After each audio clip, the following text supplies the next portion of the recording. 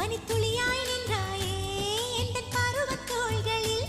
பச்சை கிளியாய் வாழ்ந்தாயே என்னை துளசி செடியாய் சுற்றி வந்தாயோ கண்ணால் பார்த்து பார்த்து வெற்றி கண்டாயோ